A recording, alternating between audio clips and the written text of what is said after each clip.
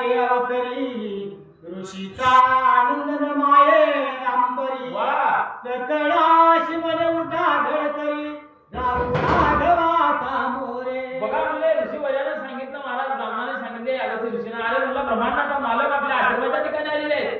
त्यावेळेस आनंद गगनामध्ये मायला श्री ऋषींच्या अगस्त्य ऋषींच्या महाराज आणि अगस्त्य ऋषी सांगू लागले, अरे बाबांनो आता पुढे जावा आणि त्या प्रभू रामचंद्राला पुढे जाऊन मला हाताला धरून आश्रमाच्या ठिकाणी आणा, अशा प्रकारची आज्ञा देऊ लागले. समाधी जप तप अनुष्ठान करोनी पावा विजयाचे चरण तो राजीव नेत्र श्री रघुनंदन आश्रमापन पाहतला. काय बोलले अगस्त्य मुनी, अरे ज्याच्यासाठी केला होता अट्टहास, आपण पोथी पुराण वाचू लागलो, शास्त्राचा अभ्यास करू लागलो, वेदाचा अभ्यास करू लागलो, कशासाठी देव भेटावं म्हणून एवढं करावं लागलंय. मग आता हे करण्यापेक्षा, हे बघण्यापेक्षा, हे वाचण्यापेक्षा अरे देवच आपल्या आश्रमाच्या ठिकाणी आलाय आणि त्या देवाला जाऊन विनंती करून आणा, अशा प्रकारची आज्ञा अगस्त्य ऋषी सर्व देवा लोकांना देऊ लागले. जैशा नदिया भोरिया नरेश्वराशी भेटा पैसा अगस्ती लवलाया श्रीराम जवळी. गावाचा पाऊस पडावं, नदी नाल्या तुडुंब अशा प्रकारे भरावं आणि त्या नाल्यांचं नदीचं पाणी एका सागराला मिसळावं आणि सागराला पाणी मिसळल्यानंतर अथांग अशा प्रकारचं दिसावं. अशा प्रकारे सर्व ब्राह्मण माझ्या रामाला भेटण्यासाठी जाऊ लागले. ते खोली ऋषीश्वर भार राम सौमित्र घालती घटोदय पुढे राहून सत्वर श्री रघुवीर अलिंगिला. बघा म्हणजे त्यावेळेस ब्राह्मणाला रामानं बघितलं, आनंद वाटला महाराज. आणि त्याच वेळेस आश्रमाच्या बाहेर अगस्त्य ऋषी आले आणि रामाला जाऊन कडाडून मिठी मारू लागले. रमापती आणि उमापती प्रीतीने जैसे भेटली इंद्र आणि बृहस्पती अलिंगी. महाराज इंद्र आणि बृहस्पती भेटावं किंवा विष्णू आणि शंकर एकमेकाला भेटावं आणि तो आनंद द्विगुणित व्हावं, अशा प्रकारचा आनंद प्रभू रामचंद्र अगस्त्य ऋषी एकमेकाला भेटले. आनंद गगनात मावेना परम सद्गदा ऋषीचे मन धन्य धन्याची कठीण कौसल्या गर्भ श्री रघुनंदन नेत्री देखिला धन्य धन्य म्हणलं. आज सुनियाचा दिवस उगडला, माझं भाग्य उजाळलं, आनंद जन्माचं पुण्य माझ्या पदरात पडलं. अरे कौशल्या नंदन त्या ब्रह्मांडाच्या मालकाला माझ्या डोळ्यानं भरून पाहिलं. आता माझं अपेक्षा संपली, मला काहीच गरज नाही. अशा प्रकारचा आनंद अगस्त्य ऋषी अंतःकरणाच्या ठिकाणी करू लागले.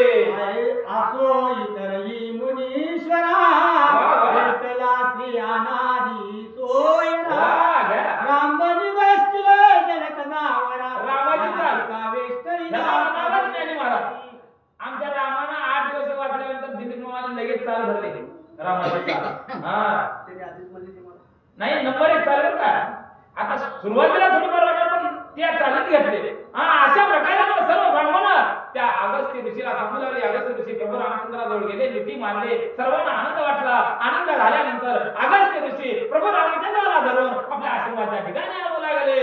की चंदन वेष्टित फणीवर की भूपती भोवता दळबार की ते महूत मिळून चकोर ऋषी पक्षीची मिळो. महाराज मग एक चंदन राहावं आणि पूर्ण डोंगर चंदनमय व्हावं. एकच चंदनाचं झाड असते डोंगरात महाराज पर्वताच्या ठिकाणी, परंतु पूर्ण पर्वत चंदनमय व्हावं. तसं पूर्ण आश्रम, पूर्ण जे काय असणार अगस्त्य ऋषीचा जो काय एरिया आहे ते राममय झालं म्हणतात. विलोकिता सौदामिनी पती नीळकंठ आनंदे नाचती की महावैद देखोन धावती व्यथाभूत लैसे. महाराज एखादा वैद्य यावं आणि म्हणलं वैद्याची भेट घेण्यासाठी निरनिराळ्या आधाराचे निरसन करण्यासाठी जो वैद्य यावं त्या वैद्याला भेटावं, आनंद वाटावं. तसं आनंद सर्व लोकांना रामाला भेटल्यानंतर होऊ लागला. की उगवता सहस्र कर चक्रवाक्रे तोषिती अपार हा. ऐसा देखता श्री जगदुधार मुनीश्वर संतोष अहो मुनीश्वराला आनंद झाला. दिवस मावळला आणि दिवस मावळताना महाराज त्याची जी काही शीतल छाया या पृथ्वीवर पडावं, त्याची किरण पृथ्वीवर पडावं आणि त्याचं किरण बघून अनेक पशु पक्षी चिमण्या जसं घुमळावं आकाश मार्गाच्या ठिकाणी, तसं रामाला बघितल्यानंतर आश्रमाच्या ठिकाणी असणारे सर्व ब्राह्मण त्या जवळ आले आणि भ्रमर करू लागले. देखो निया ऋषी मंडळी परम लज्जित जनक बाई मग जावत श्रीराणी वा. उभी टाकली क्षण एक. बघा म्हणजे त्यावेळेस सर्व मुलं त्या ठिकाणी आश्रमाच्या ठिकाणी ब्राह्मण होते. त्या ब्राह्मणाला त्या ठिकाणी सीताबाईनं बघितलं, मनाच्या ठिकाणी लाज वाटली, कारण एखाद्या स्त्रीला समोर जावं का पुरुषासमोर असा भाव निर्माण झाला आणि असणारी सीता महाराज क्षणभर माग परतून आली. ती जी काय ब्राह्मणांच्या जी काय बायका होत्या त्या बायकांच्या ठिकाणी सीता थांबलेली आहे. तव ऋषी पत्न्या असंख्यात पहावया धावल श्री रघुनाथ. हा. तो ऋषी वाद सीताकांत कोण तो नये प्रत्यया. अहो महाराज अनेक ऋषीवरांच्या बायका त्या ठिकाणी होत्या आणि त्या बायकांनी विचारायला सुरुवात केलं, हे सीते सीते सीते म्हणलं, अगं तुझा नवरा कुठं आहे, तुझा मालक कुठं आहे, तुझा राम शेजवळ आहे, तुझा राम देखणा आहे, तुझा राम सावळा आहे, मग आता राम आम्हाला दिसना, मला सांगा म्हणून ऋषीपत्न्या सीतेला विचारू लागल्या. जगिया सोन जगदीश्वर वेदती जैसे भ्रांत नर. तैसा ऋषीत आसोनी श्री रामचंद्र ऋषी पत्न्यासी दिसे. अहो महाराज म्हणलं भाव असेल तर देव दिसते, हो भाव नसला तर देव दिसत नाही आणि ते भाग्यानं पाहिजे बरं काय. ऋषी पत्न्या विचारू लागलेले आहेत, ऋषी पत्न्यांचा भावाचा नव्हता. अहो तुझ्यामुळे राम निघू लागलेला आहे, ऋषी वर्यामध्ये राम दिसू लागलेला आहे, देव आहे परंतु कसा आहे दिसू शकत नाही. तसा भाव ऋषी पत्न्यांचा होता. देव समोर असताना त्या ठिकाणी पाठोमाला झालेला आहे, देव आम्हाला दिसना, राम आम्हाला दिसना, तुझा राम कुठं आहे म्हणून विचारू लागले. साधक शरण सद्गुरूची हो. कैसा त्यायती सीते पाशी म्हणती श्री रघुवीर प्रत्ययासी. वा. आणून देई आम्हा बघा म्हणजे हुडकण्याचा प्रयत्न केला, दृष्टी टाकला, मला राम दिसायला तयार नाही. ऋषीपत्न्यांनी विचार केला, सीताबाईच्या हात जोडू लागले, तुझ्या हात जोडता माय, आता तुझ्या नवऱ्याचं दर्शन आम्हाला दे, तुझा नवरा तू जाऊन हुडकून आणून आम्हाला दे, कारण आमचं कर्म कल्याण होईल. अशा प्रकारची विनवणी ऋषीपत्न्या सीताबाईला करू लागल्या. हरीशी आली माया भगवती ओ. ती सवेष्टीत आनंद शक्ती. हा. तैशा ऋषी पत्न्या सीता सती वेष्टोरी अहो महाराज म्हणलं, उसतीची सीताबाईला म्हणून त्या ठिकाणी गोळक्यात घेतलं, सैर भैर मध्ये सीता झाली. सर्व ऋषी पत्न्या विचारू लागल्या, तुझा मालक कुठं आहे, तुझा नवरा कुठं आहे, अगं आम्हाला दाखव. सर्व पत्न्या बोलू लागल्या. सीता गोंधळून गेली आणि पुढे काय बोलू लागल्या. पुराण पुरुष श्री रघुनंदन ऋषी वृद्धांत आहे पूर्ण परी अमुकची राम मनोर दावी आम्हा. अगं म्हणले, अनेक ऋषीवर येत नाही, अनेक ब्राह्मण आहे, परंतु आम्हाला सगळे समान दिसू लागले. सगळे तर राम दिसत तुम्हाला. आता राम नेमका कोणा ओळखायला काय मार्ग आहे. जेथे श्रीरामाचे स्मरण, ज्या ठिकाणी श्रीरामाचं स्मरण आहे तिथे शक्ती बापुडी कोण महाराज, बरोबर आहे का. अनु रेणू जडी काष्टी पाशाली राम आपल्याला आहे. त्या आश्रमाच्या ठिकाणी सर्व ऋषी पत्न्यांना रामच दिसू लागला.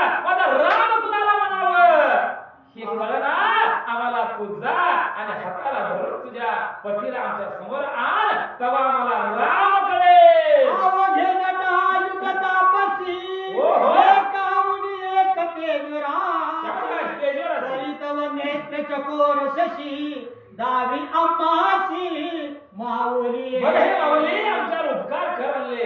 अगं ऋषीवर्या तेजोमय, एकाहून सडीत तेज त्यांच्या शरीरावरती आहे, एकाहून एक तेज त्यांच्या चेहऱ्यावरती आहे, परंतु राम आम्हाला दिसना.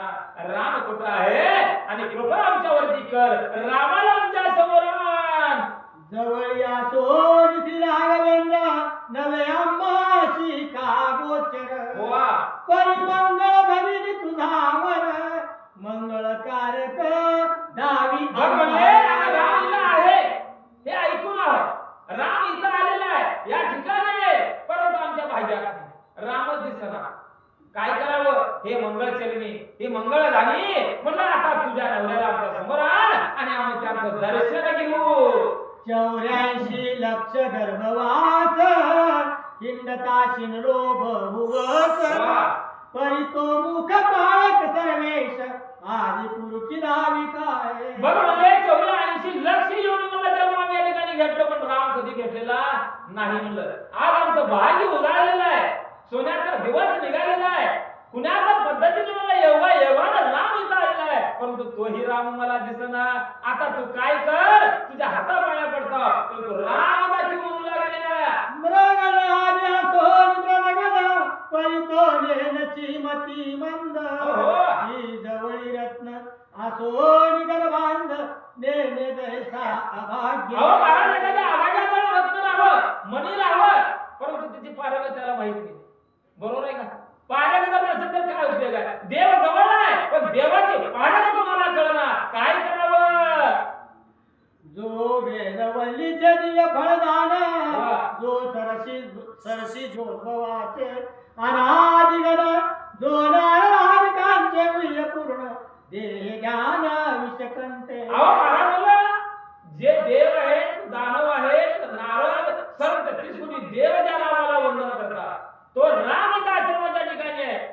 मग एवढं आम्ही आयुष्य जगलो, अनेक योनीमध्ये या ठिकाणी फिरून मला अवतार आमचा झाला, या आश्रमाच्या ठिकाणी आलो, परंतु आम्हाला राम दिसना. काय भानगड आहे? ऐसा नाना परिपक्व सती वर्ण भोरे सीता सती महर्षी स्त्रिया ध्याने वर्णिती नाना ऋषीचे ते काळी. अहो महाराज मला सिद्धेला त्या ठिकाणी बोलायला सुरुवात केलं, राम तुमच्या जवळ आहे पण तुम्हाला दिसना. या देहाच्या ठिकाणी अज्ञानपणा म्हणून देव दिसना. त्यावेळेस ध्यानस्थ सर्व ऋषी पत्न्या झाल्या म्हणतात. ज्या ज्या ऋषीचे वर्णिती ध्यान तो जानकी हाल विमान जैसा दृश्य पदार्थ संपूर्ण वेद श्रुती निरसिती. हा बघा म्हणजे एखादा ज्ञानी राहावं आणि ज्ञानाला लक्षपूर्वक म्हणून रामाविषयी ग्रंथ ऐकावं. आता तुम्ही सगळे ज्ञानी म्हणून महाराज सुई पल्लीकर आवाज यावं एवढं शांत आणि जागृत अवस्थेमध्ये रामकथा तुम्ही ऐकलं हे नवल आहे. मला कधी बी असं बघायला मिळालं नाही. माझं भाग्य येते मी सांगायचं म्हणताना मला एवढं लक्षपूर्वक श्रुते कधीच कुणाच गावात मला भेटलं नाही. पहिले गेले हरिराम झालं, स्तुती झाली, झाल्या 3-4 बाया तर सिग्नल पडतेच मला. आणि त्यांना मी बोलतो आणि ते सिग्नल उठवायचं माझ्याकडे असेल, बरोबर पोट धरून हसावं असली कथा सांगतो. सिग्नल ऑटोमॅटिक खडी होते. त्यावेळेस ऋषी पंक्त्या बनू लागल्या. सीतामाईला म्हणले देव आमच्या जवळ असून आम्हाला दिसेना, काय करावं, आम्हाला कृपा कर. आणि अशा प्रकारे एखाद्या अज्ञानाजवळ जर म्हणलं हिरा जर गेला तर त्या हिऱ्याची बारीक कळत नाही. तसं आमची अवस्था झालेली आहे. जे दिसते ते नाशिवत ते चिन्मय नव्हे अशाश्वत ऋषी स्त्रिया स्वरूप वर्णित माना. अहो महाराज मला अनेक ऋषी भक्तांच्या ठिकाणी ऋषीवर्यांचं सवर्ण करू लागले, भगवंतांचे सवर्ण करू लागले. या देहाला या दृष्टीला जे काही दिसत आहे ते नाशिवंत आहे, शाश्वत नाही. मग शाश्वत काय आहे तर शाश्वत फक्त नाम आहे. शाश्वत काय आहे? नाम आहे. अच्युत नाम धरोनी मानसी. काय म्हणलं? अच्युत नाम धरोनी मानसी गरुड निघाला अमृतासी भावे वंदोनी कश्यपासी सप्त ऋषी त्या साह्य झाले. रामायणामधली उदय आहे. नाम हे अखंड आहे, नाम न संपणार आहे. नाम हे सचेतन आहे, निरंतर आहे आणि जे दिसणार जे आहे ते नाशिवंत आहे. अशा प्रकारची माहिती सांगू लागले. शास्त्र पडले मौन लोके विमोनीचे शब्दे करुण या लागीन बोले वचन हाल विमान जानकी. महाराज ऋषी त्या अनेक खरे बोलू लागल्या, सवल करू लागल्या, परंतु सीतामाई त्या ठिकाणी गप ऐकू लागल्या. हस्त संकेत करोनी तरी दावा श्री रघु नंदन तरी तो एकदेशी नव्हे पूर्ण जो निर्गुण निर्विकारी. बघा म्हणलं त्या ठिकाणी शेवटी विनंती करू लागले. अगं म्हणले सीते, म्हणलं हात करून खून करून म्हणलं तर आम्हाला दाखव, कारण देव इथं आलेला आहे आणि जन्माचं खरं तर कल्याण आम्हाला करून घेऊ दे. अशा प्रकारे ऋषी पत्न्या सीतामाईला बोलू लागल्या. योग याग साधने अपार करिता शिलती साधक नरा. देवी ऋषी स्त्रिया चिनल्या थोर रूपे वर्णित. साधक म्हणजे कोण? तुम्ही आम्ही काय त्याला म्हणावं साधक. आता साधक म्हणल्यावर आपल्याला कळत नाही. साधक म्हणजे तुम्ही आम्ही. एखाद्या साधकानं भगवंताचं नामस्मरण करावं. अनंत जन्माचं पुण्य असेल तर तो साधक पारमार्थिक क्षेत्रामध्ये येतो, भगवंताचं नामस्मरण करतो. तो कशासाठी करतो? देव भेटावं आणि आपल्या जन्माचं कसं कल्याण व्हावं. साधकाला वाटतंय तसं आम्ही साधक आहोत. अरण्याच्या ठिकाणी राम भेटावं म्हणून वेदाचा अभ्यास केलो, पुराणाचा अभ्यास केलो, शास्त्राचा अभ्यास केलो, कळा सुद्धा अभ्यास केलो. परंतु आतापर्यंत आम्हाला देव भेटले. सीता कृपा आमच्यावरती कर, रामाला दाखव. जैशी वेदाची शेवटी स्वरूपी पडे ऐके नीती. कैसा श्रीराम देखिला दृष्टी ऋषी स्त्रियानी अकस्मात. एवढं गोड गोड मला ऋषी पत्न्या या ठिकाणी बोलल्या. त्यावेळेस जसं वेदाचा सार निघतो आणि त्या साराचा अर्थ अंतकरणाच्या ठिकाणी ठसतो, त्या पद्धतीने ऋषी पंक्त्यांना झालं आणि ऋषी पत्न्यांना ताबडतोब राम दिसू लागला. मनती सजल जल वर्ण आकर्ण नयन सुहास वर्ण वाटे ब्रह्मा नंदाची मुरोन. काय सर्व माझ्या नामाचं दिसू लागला. अहो अनंत मदनाचा पुतळा या ठिकाणी उभा केला आहे की काय, असं भगवान राम ऋषी पत्न्याला दिसू लागला. जटाजूट मुकुट पूर्ण अजानुबाहू वरदन हाती विराजते तापबाण पती होय की हा तुझा. बघा म्हणलं त्यावेळेस ऋषी पत्न्याला दिसू लागला अजानुबाहू राम आहे, हातामध्ये धनुष्यबाण आहे आणि म्हणलं डोक्याला जटा बांधलेला आहे. तोच राम काग सिद्धे. आयुष्य ऐकत वचन सीतेने केले हास्यवदन. हालवितारा हिरिमान उन्मिली. बघा म्हणलं असं ऋषी पत्न्याने बोललं. त्यावेळेस सीतेला हसू आला. खरं धन्य धन्य म्हणलं. अरे भगवंताची ओळख आता तुम्हाला झाली. ऋषी पत्न्या ते कळली खून प्रतया आला श्री रघुनंदन. विलोकिता राघव ध्यान ध्याया पूर्ण ब्रह्मानंदे. ब्रह्मस्वरूप म्हणलं प्रभू रामचंद्रानं दाखवलं. ऋषी पत्न्यांना आनंद झाला आणि त्या सुद्धा ब्रह्मस्वरूपामध्ये विलीन झाल्या. मग सीतेची आचरण विधी घाली ती सकळ त्या गोरटी. म्हणती माते धन्य सृष्टी राम जयती. आणि बघा मी त्यावेळेस मला सीतेचं कौतुक करू लागले. धन्य धन्य म्हणलं. आज तुझ्या म्हणलं पतीचं दर्शन आम्हाला झालं. केवळ तुझ्यामुळे आज आमचा जीवाचा उद्धार झाला म्हणून स्तुती करू लागल्या. जैसा मौन धरो निवेद संताशी धावी ब्रह्मपद. तैसा सीतेन श्री परमानंद ऋषी पत्न्या. महाराज म्हणले एखाद्या वेदाला काय वाटावं? वेद गप बसवून ऐकावं, वेद तन मन धन एकाग्रचित्त करून वाचन करावं, वेदाचं ज्ञान घ्यावं. जसं वेदाचं ज्ञान प्राप्त झाल्यानंतर भगवंत भेटावं, तशी अवस्था आज ऋषी पत्न्यांची झाली म्हणतात. आता असो हा पसार अगस्तीने श्री रामचंद्र आश्रमाने होर साचार आणि असं म्हणले सुंदरकवी सांगू लागले की म्हणलं प्रत्यक्षात अगस्त्य ऋषी प्रभू रामचंद्राजवळ आले. मस्तकावरून हात फिरवले, प्रभूच्या हाताला धरले आणि धरून आपल्या आश्रमाच्या ठिकाणी घेऊन जाऊ लागले. अक्षय ताप अक्षय भाते अक्षय कवच रघुत्तमाते. शस्त्रे अस्त्रे मंत्र सामर्थ्य. काय आशीर्वाद दिला महाराज अगस्त्य ऋषीनं. अक्षय भाता, अक्षय मंत्र, अक्षय भात. आता अक्षय म्हणजे काय? अक्षय म्हणजे कधी न संपणार, त्याला म्हणावं अक्षय. कितीही बाण सोडा अजिबात संपणार नाही. अक्षय कवच महाराज अगस्त्य मुनीनं प्रभू रामचंद्राला दे, कारण सदा विजयी भव. आयुष्यामध्ये कसल्याही प्रकारचं संकट जरी आलं तर रामा तुला विजय प्राप्त करून देणार आहे असा अगस्तीनं आशीर्वाद दिले. जैसा नवग्रहात चंद्र किरण हाय, हो. तैसा दिनरा एक बार. वा वा. हृदयात सरे रावण हा. शेवटी धाडी. बघा म्हणजे राम बघा, आहे. जसं आकाशामध्ये चंद्रकिरण सूर्याला तेज व्हावं आणि त्याचा तेजाचा प्रताप पूर्ण जगाला मिळावं, तसला बाण अगस्त्य ऋषीने रामाला दिला. आणि त्याच बाणानं कधी सोडायचं बाणे आईला गेल्यावर सोडायचं नाही म्हणजे महाराज. आईला गेल्यावर किंमत राहत नाही. मारावं तर कुणाला? अरे जो लंकाधिपती राजा रावण आहे त्या राजाला निर्वाणीचा बाण हा सोड, आणि या बाणानं राजा रावणाचं शिर आकाशाला जाईल अशा प्रकारचा बाण महाराज अगस्त्य ऋषीने प्रभू रामचंद्राला दिले. एक मास पर्यंत ते काळक्रमी श्री रघुनाथ वर घटोर प्रवास पुसत आम्ही आता राहावे कोठे.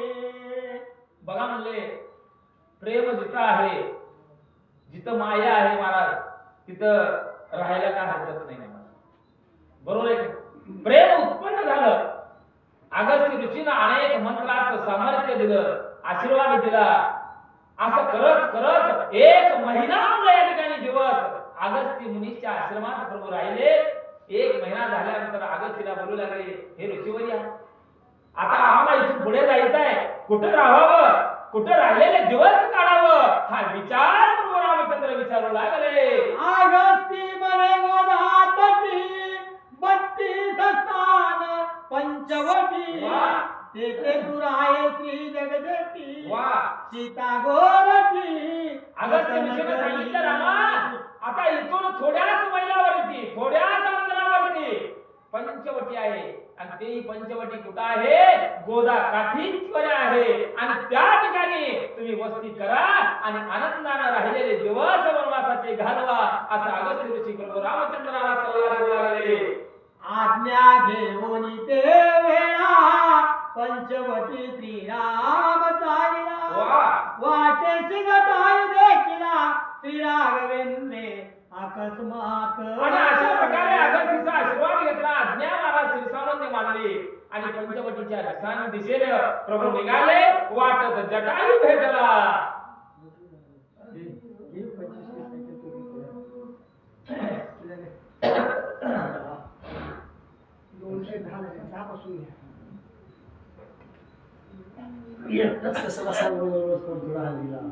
तसं मला जरा सोडून बोलवा जरा उगं तेवढं 10 वेळा उगं जरा टेकन दिली की माणसाला जरा आराम मिळते. कुठं 3-3 वेळा सांगावं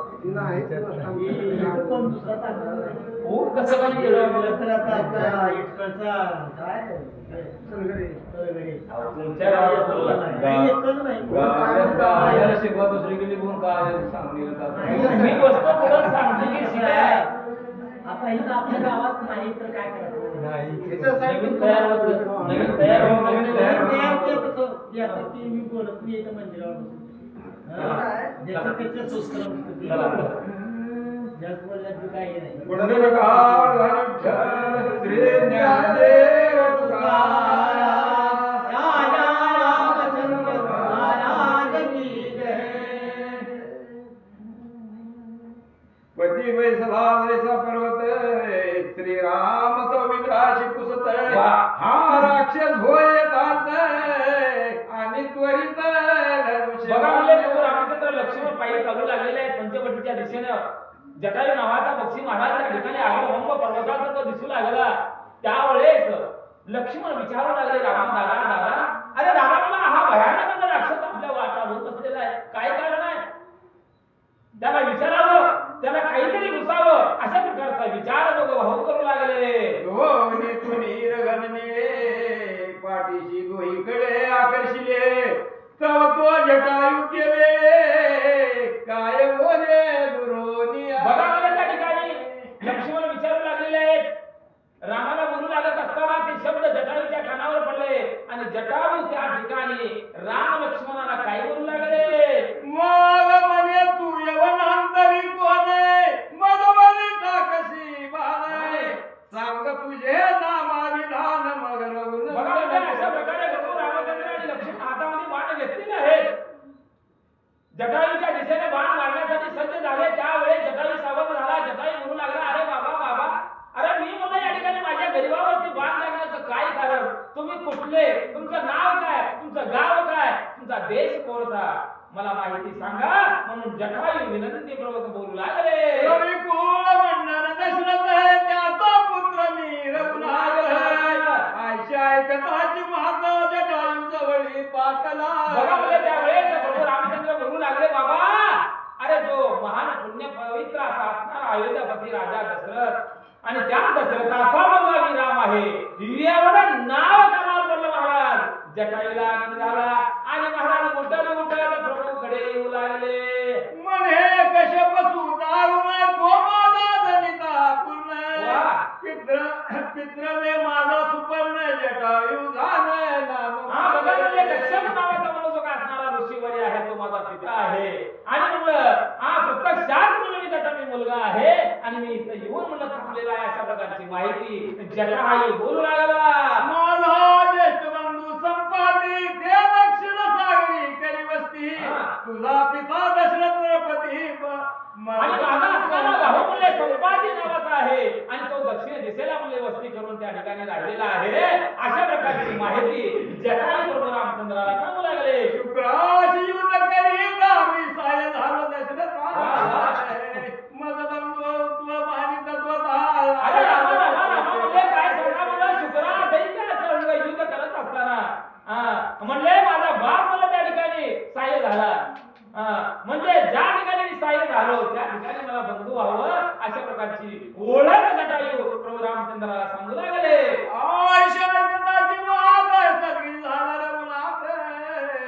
जटायूचे कंठी मिठी घालीत म्हणे त्यावेळेस प्रभू रामचंद्राने जटायूची भाषा ऐकली पाहिजे ऐकली ताबडतोब जटायूजवळ प्रभू रामचंद्र गेले आणि म्हणलं दोन्ही हात म्हणलं घट जटायूला धरून कुरवाळू लागलेले आहेत.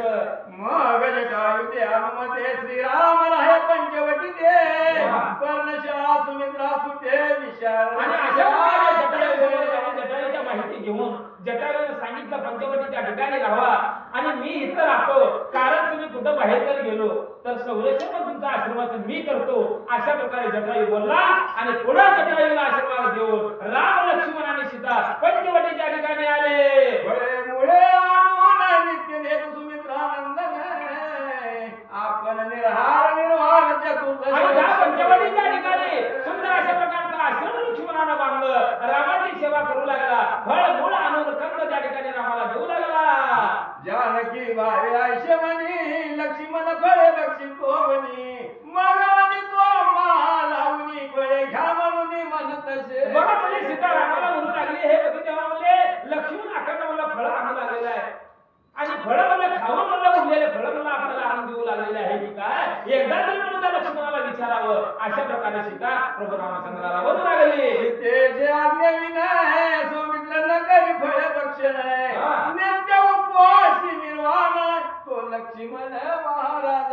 बघा म्हणजे राम बोलू लागले अगं म्हणले सीते अरे आपल्या आज्ञेशिवाय तो मस्ती मला लक्ष्मण फळ खाऊ शकणार नाही आपल्या आज्ञा आतापर्यंत झालेली नाही अशा प्रकारचा विचार प्रभू सीतेला बोलू लागले. पुढे जाणून भविष्यात फळ देणे रघुनाथ याच प्रकारे दिवस बहुत उपवास झाले. बघा म्हणजे जाणता हा रघुनंदन आहे महाराज पुढचं भविष्य जाणलं कारण लक्ष्मणाच्या हातून इंद्रजिताचं मरण होतं. बरोबर आहे का दिलमामा? इंद्रजिताचं मरण कुणाच्या हातून होतं? लक्ष्मणाच्या. मग ते मरण मारण्यासाठी किती दिवस उपास राहावा लागतंय? 14 वर्ष उपास राहावा लागतंय. जे पट्ट्या 14 वर्ष उपास करल त्याच्या हातून इंद्रजिताचा वध होता. आपल्याला एखादच आले एखादच राहता दुप्पट खाता आणि तिप्पट काय करायचं ते हे आपले लक्षण आहे तेव्हा बरोबर आहे का? अहो 14 वर्ष वनवासामध्ये माझ्या लक्ष्मणाला फळ सीतेला दिलं रामाला दिलं परंतु फळाचा उपभोग माझ्या लक्ष्मणाला घेतलेला नाही. ते भविष्य रामाला वळकलं आणि गप्प बसू लागले. पर्णकुटीचा द्वार पाळ सर्व काळ सुमित्रा बाळ तो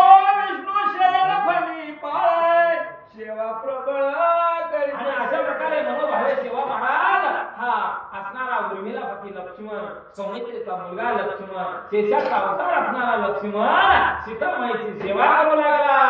आपले माझे लक्ष्मण हाती घेऊन धनुष्य बाण, राक्षस येतील म्हणणे सावधान. डोळ्यात तेल घालून मारा लक्ष्मणाच्या ठिकाणी पहारा देऊ लागला.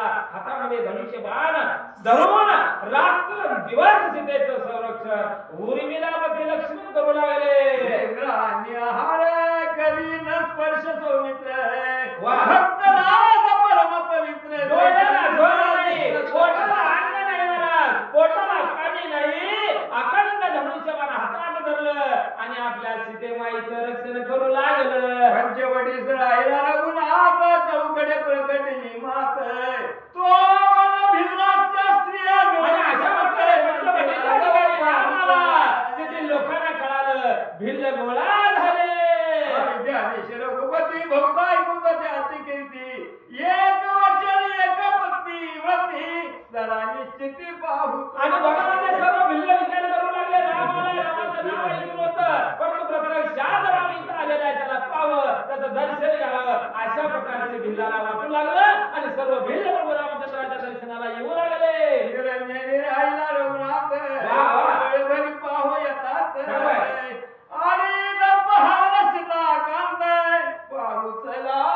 भगवान प्रत्येक जण माझा विचार करू लागले, प्रत्येकाला बोलू लागले, अरे आता राम आलेला आहे, रामाला पाहावं, राम आलेला आहे, रामाला पाहावं, रामाचं दर्शन घ्यावं आणि आपल्या जन्माचं सार्थक करून घ्यावं, अशा प्रकारचा विचार करून सर्व भिल्ल प्रभू रामचंद्राचं दर्शन करू लागले. निर्विकार परब्रह्मत्व सगुण सुरेश श्रीराम, वा. ज्याच्या श्रुती देणतीवर महत्व पूर्ण. अहो, ज्याच्या श्रुती शाश्वत. लोळण घेतात मला, 4 वेद रामाचे लोळण घेतात. असा राम आपल्या घराला आले, आता आपल्या घरात बसून कमी जेवावं का? जेवायचं नाही. बायका लेकराला घेतले, सर्वांना घेतले महाराज, म्हाताऱ्या लोकांना घेतले आणि रामाजवळ आले. मर्ती परब्रह्म सावळे, भेटीशी न्याले अमृत फळे. वा. पूर्व पुण्य बघितलं नाही? ते गुणगाते लोकांना हाताने जायचं नाही म्हणजे राम आलाय, भगवंत आलाय. कोणी फळ घेतलं, कोणी काय घेतलं, कोणी काय घेतलं आणि विद्या हातानं न जाता रामाकडे जावं लागले. अपार मिळून भिल्लिनी वा. उत्तम फळाची तीवनी. काय? नाचत नाचत कामिनी वा. लागी. अहो महाराज मला भिल्लीने मला जे असणारे प्रश्न महाराज त्या ठिकाणी कोणी फळं घेतलं, कोणी काय घेतलं महाराज आणि जात असताना गप जाईन ते महाराज रामाचं नाव घेत, रामाचं गजर करत रामाकडे जाऊ लागल्या. ज्याचे नाम घेता निर्मळ शीतळ झाला जान्हवी जळ. हा. उत्तम अहो महाराजाचं नाव घेतलं, आनंदमाचा भाव देऊन जातात, त्याचं रच करत झाला, त्याच्या धोक्याच्या पाशाला महिला झाली महाराज, उद्धार झाला आणि वर्षाचा उद्धार माझ्या नामानं केलं आणि तो राम इथं आलाय, त्या नामाला आपण पाहावं. बोला.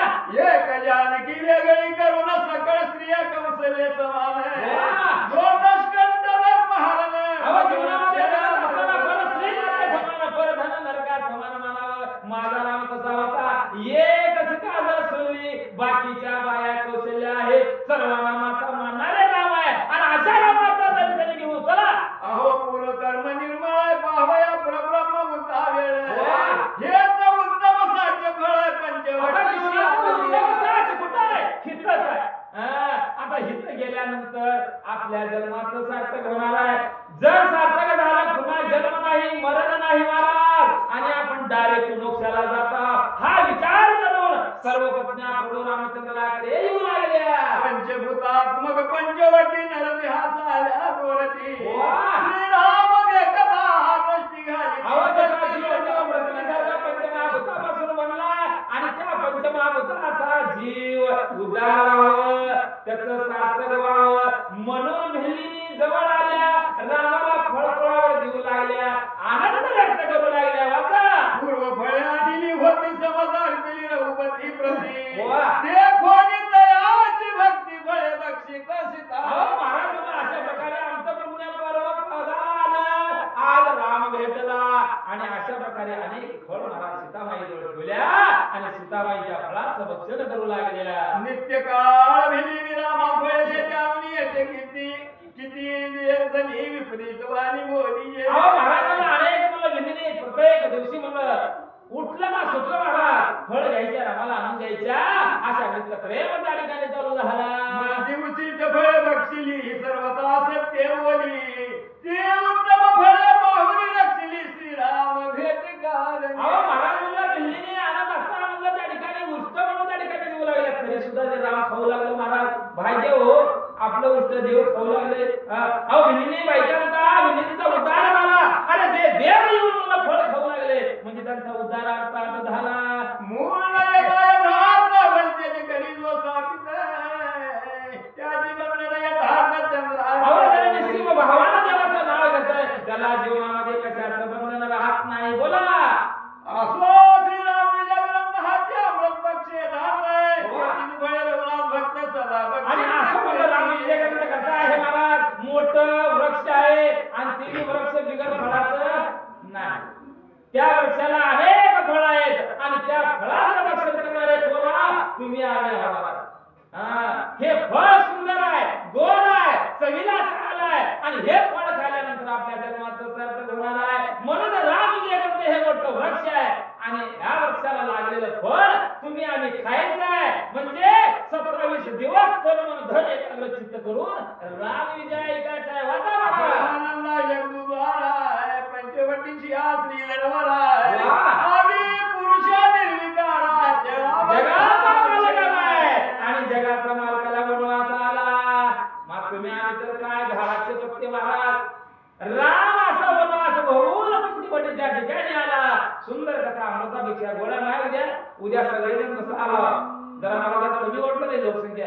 खरं आहे कुठं आहे जरा वाटतं कट्यावर बसायचं. माय या उद्या मी चांगली कथा आहे ऐका आणि जीवाचं सार्थक करून घ्या. वाचा. इथे श्रीराम विजय ग्रंथ सुंदर आहे समजवावी नाटका झाले सदा परिशोध भक्त चतुर अध्याय गोड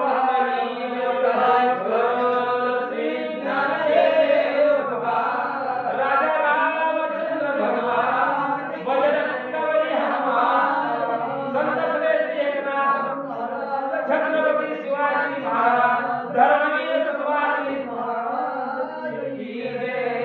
सगळं मी तुम्हाला म्हणतोय. जाऊन बसले कोपऱ्यात म्हणलो